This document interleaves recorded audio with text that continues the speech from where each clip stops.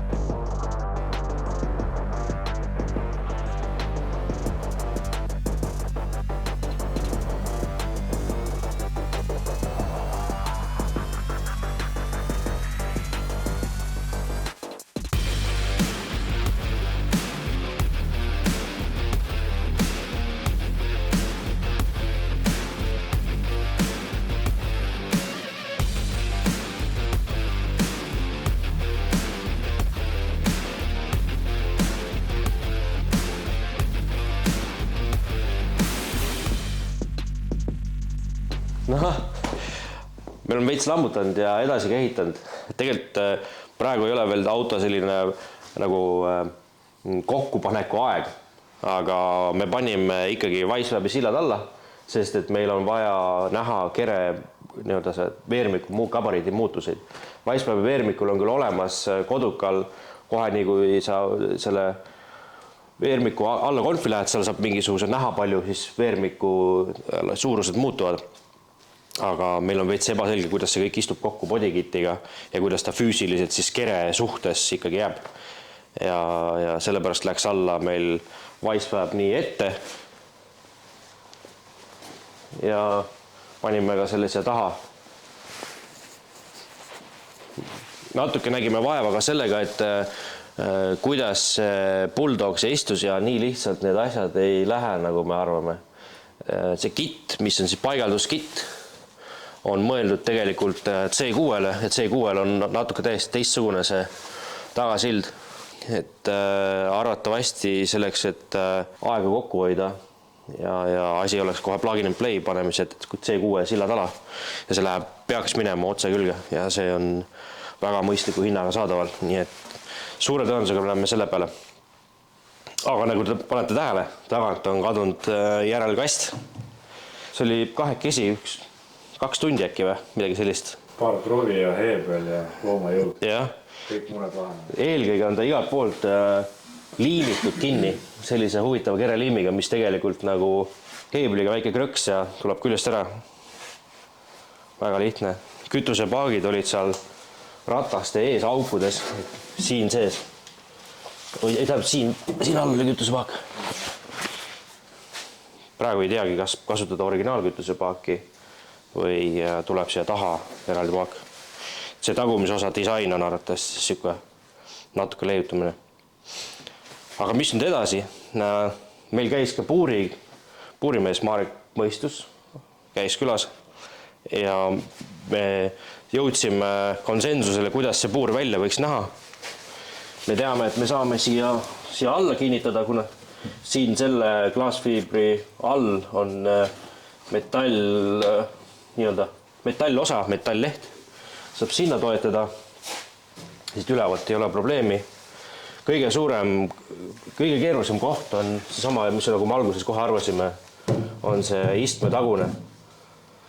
Et muidu siin taga on peidus tegelikult see tala küll, aga see tala on liiga kaugel ja kui selle tala külge kinnitada, siis ei vasta puuri reeglile see, et meil see tagumine rist tuleb kaugemale puuri alumises kinnituses kui 100 mm, ehk siis ei sobi.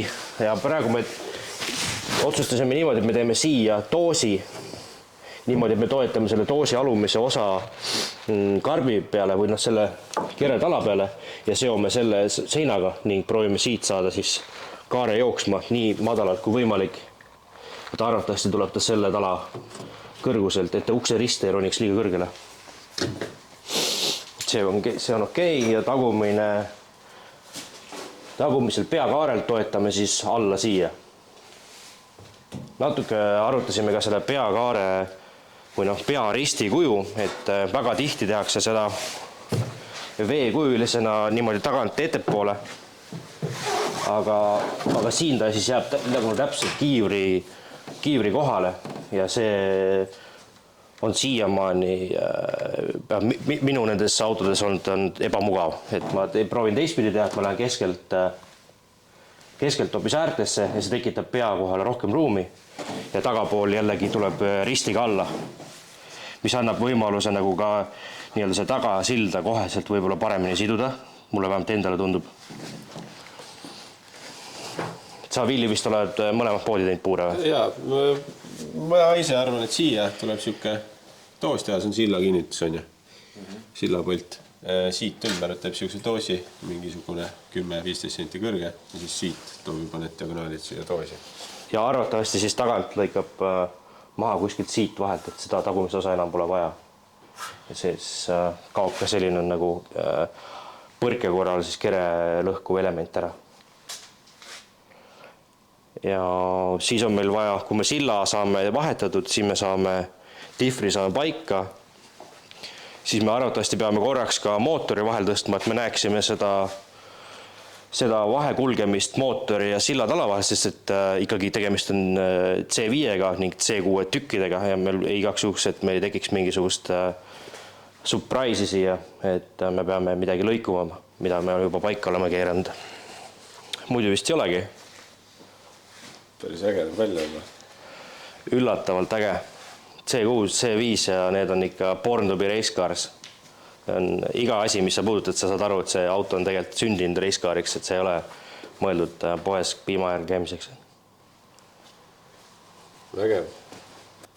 Väike see 3D skännimise teemat äkki natukene, mis meil plaanis oli.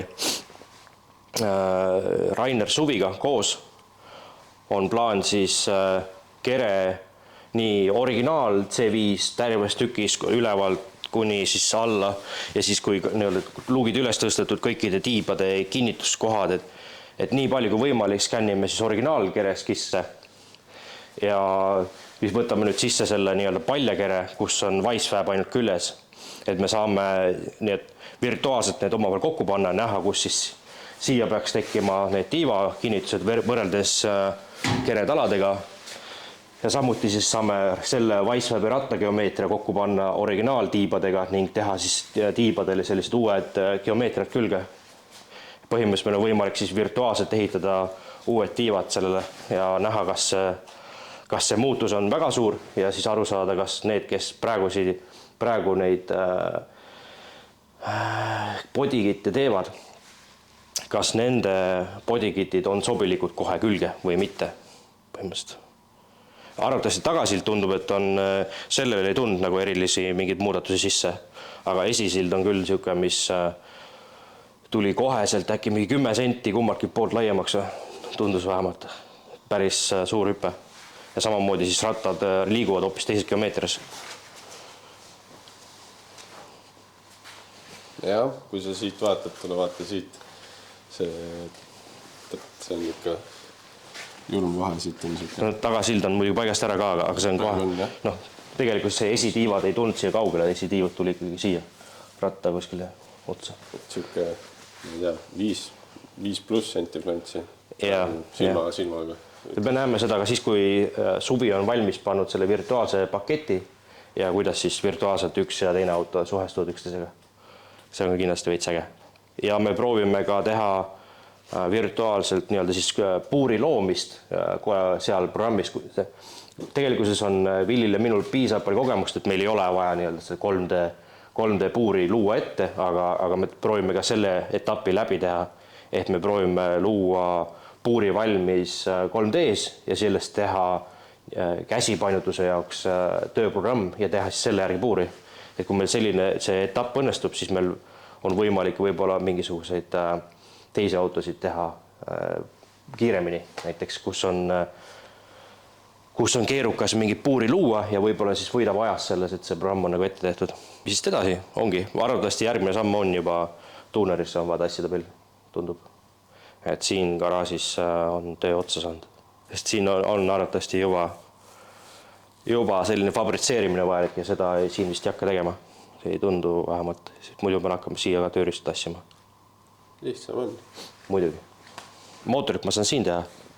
No, sul käib sul veel, lint filmib. Igas Luupersil on ka vaja. Et mida ma... Kodus köögis ka teha, see ei ole vahet. Jaa, nõudepesu masinasse saab panna need. See vist ei tee midagi halba nõudepesu masinale ju. See või? Mis ta ikka teeb? Teeb läbi ainult puhtaks. Ta teeb puhtaks.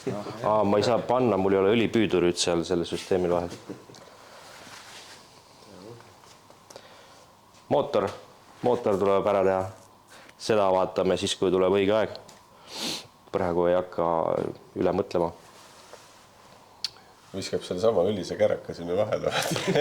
Sisse ta sõitis, sõidab välja ka sellega, on ju. Survab ka puhtaks ja kütte taha ja minek. Vist õli lasin välja, muidu oleks saanud sama õliga sisse jätta. Küll lõpetab ära. Küll.